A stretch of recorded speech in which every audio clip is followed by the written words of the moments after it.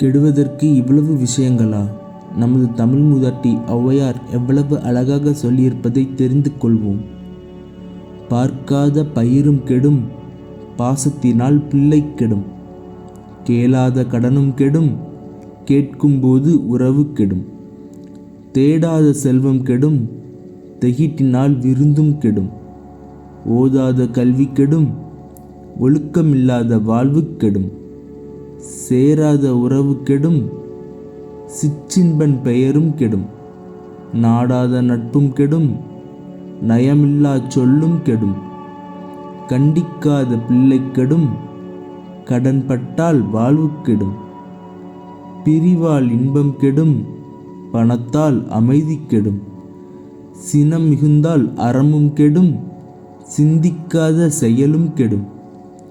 சோம்பினால் வளர்ச்சி கெடும், சுயமில்லா வேலை கெடும். மோகித்தால் முறைமை கெடும், முறையற்ற உறவும் கெடும். அச்சத்தால் வீரம் கெடும், அறியாமையால் முடிவு கெடும். உழுவாத நிலமும் கெடும், உழைக்காத உடலும் கெடும். இறைக்காத கிணறும் கெடும், இயற்கையை அழிக்கும் நாடும் கெடும். இல்லலில்லா வம்சம் கெடும், இரக்கமில்லா மனிதம் கெடும். தோகையினால் துறவு கெடும், துணையில்லா வாழ்வு கெடும். ஓய்வில்லா முதுமை கெடும், ஒழுக்கமில்லா பெண்டிர் கெடும். அளவில்லா ஆசை கெடும், அச்சப்படும் கோலை கெடும். இலக்கில்லா பயணம் கெடும், இச்சையினால் உள்ளம் கெடும். உண்மையில்லா காதல் கெடும், உணர்வில்லாத இனமும் கெடும். செல்வம் போனால் சிறப்பு கெடும், சொல் பிறந்தால் பெயரும் கெடும். தூண்டாத திரியும் கெடும், தூச்சி பேசும் முறையும் கெடும்.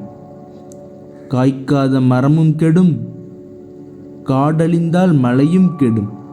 குறி பிறழ்ந்தால் வேட்டை கெடும், குற்றம் பார்த்தால் சுற்றம் கெடும். வசிக்காத வீடும் கெடும், வறுமை வந்தால் எல்லாம் கெடும். குளிக்காத மேனி கெடும், குளிர்ந்து போனால் உணவு கெடும்.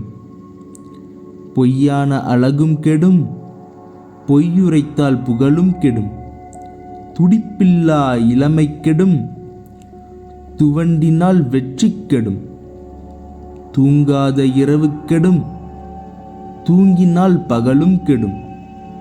கவனமில்லா செயலும் கெடும், கருத்தில்லா எழுத்தும் கெடும்.